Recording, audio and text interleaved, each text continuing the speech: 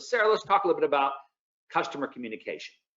Yeah, I think one of the things that we see as this baseline of service is the customer communication point of this. And answer the question, where are you at in regards to communicating with your customers? Now, I would assume that since most of you are on here right now, you're probably already using Connect for your texting software and communication. If you are, man, good for you. That is such a core piece of what we need, because in service, communication matters so dramatically to the experience that your customers will have.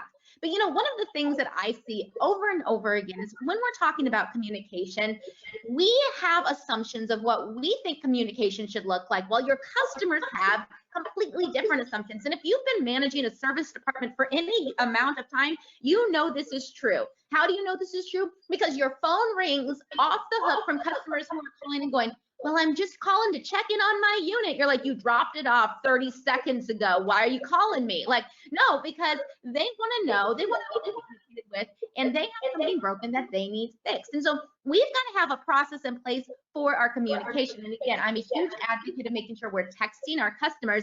But one step further I would take this is, one of the things you've got to do in regards to the customer communication is that you have to define what soon means for your customer. What does soon mean to you? Now, if I were to ask every single one of you who are on this webinar right now, what does soon mean to you? You would give me a very different answer. If I said, I'm going to send you something after this webinar and it's going to get to you soon, how soon is soon? Now, some of you would be like, Sarah, if you said you're going to send it to me soon, the second we get off this webinar, it better be in my email. Let's go. You're like, let's go. And others of you are like, Sarah, it's Monday. You got till the end of the week. Like, that's soon to me. We all have very different understandings of what soon means to us. And so we don't ever tell someone we're going to get back with them soon, because that's worthless, and it's just going to give them so much stress and so much pressure inside of this, and they're going to just start calling you and calling you and calling you, or texting you and texting you and texting you. Hopefully it's this latter, not the former. But here's what I would say.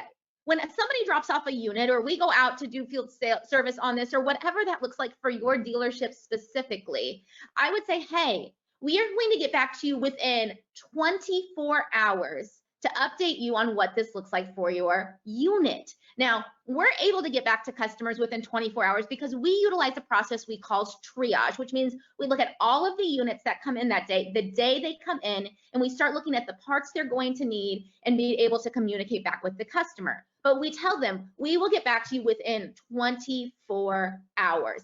That's what soon means to us. Now, you can communicate with them via texting, or you can communicate with the ancient old age telephones, if you still have those in yours. But regardless, clarify what soon means to you. So ask yourself the question, on a scale of 1 to 5, how is your process for communicating with your customers?